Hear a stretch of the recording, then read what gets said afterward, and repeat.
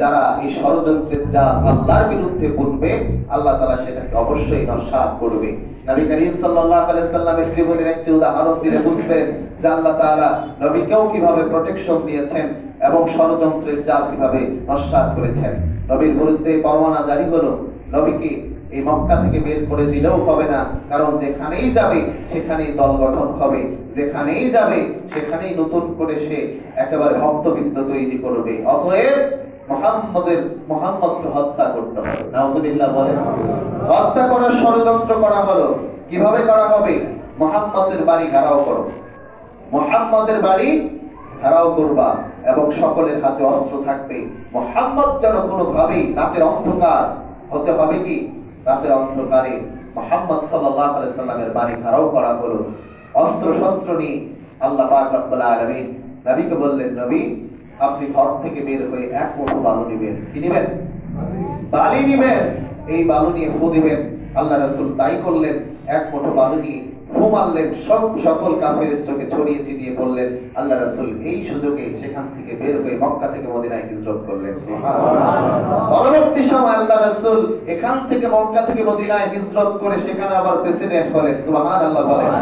সেখানে প্রেসিডেন্ট হবার পরে আল্লাহ রাসূলকে বলছেন, ইয়া রাসূলুল্লাহ আপনি সিংহাসনে বসেছেন, সুলতান নাসির, আপনাকে আমি একেবারে সুলতান হিসেবে সাহায্য করেছি, কিন্তু শুনে রাখেন আপনি যেদিন হিজরত করার সময় ঘর থেকে বের হয়ে হাতে বালি নিয়ে ফু মেরেছিলেন, ইয়া রাসূলুল্লাহ ভেবে দেখেন তো, ফু মারলে ফুটা কোথায় যাবে? শুধু সামনে যাওয়ার কথা, ঠিক কিনা?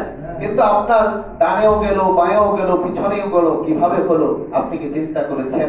ইয়া রাসূলুল্লাহ, ইয়া প্যারে হাবিব, আমি আপনার হাতটা শুধু সেদিন আপনার হাত ছিল না, আপনার হাতের নিচে আমি আল্লাহ তাআলা অভিভাবক হিসেবে হাত ঢুকায়া দিয়েছিলাম আর চারদিকে ধুলা ছড়িয়ে দিয়েছিলাম। সুবহানাল্লাহ, সুবহানাল্লাহ। তার মানে এই যে এত বড় ষড়যন্ত্র আল্লাহ তাআলা সামান্য এক বালু দিয়ে ধ্বংস করে দিয়েছে। তার মানে আমরা আল্লাহকে অভিভাবক মানবো। অভিভাবক মানবো কাকে? আল্লাহ এই আয়াতে বলছে, মাসালুল লাযিনা তাখাযু মিন দুনিহি আউলিয়া। আল্লাহ বলছে তাদের উদাহরণ হলো এমন যারা আল্লাহকে বাদ দিয়ে বহু অভিভাবক বানিয়েছে। অমুক নেতা আমার অভিভাবক, অমুক ক্ষমতাধর আমার অভিভাবক। এরকম যারা নেতা নেত্রী, যারা এরকম অনেক অভিভাবক বানাবে, হে রাসূল, হে নবী আপনি জানায়া দেন এরা এই এত অভিভাবক দিয়ে কোনো কাজে নাই। এর প্রত্যেক অভিভাবক হলো দুর্বল, মাত্র সারজারের মতো। সুবহানাল্লাহ। একমাত্র অভিভাবক হিসেবে শক্ত অভিভাবক এবং শক্তিধর অভিভাবকের নাম হচ্ছে আল্লাহ। তার মানে আমরা এখান থেকে এই দুইটা আয়াত থেকে সূরাতুল আনকাবুতের 40 এবং 41 নম্বর আয়াত থেকে অল্প পরিসরে যে শিক্ষাটুকু পেলাম, যে পাপ করলে পাপ কেউ ছাড়ে না, এটা অবশ্যই যে পাপ করবে আল্লাহ তাআলা তাকে পাকড়াও করবে। 2 নম্বরে আল্লাহকে বাদ দিয়ে কেউ যদি কাউকে অভিভাবক হিসেবে গ্রহণ করে, আল্লাহ তাআলা বলছেন তার অভিভাবকের অবস্থা মাকড়সার জালের মতো।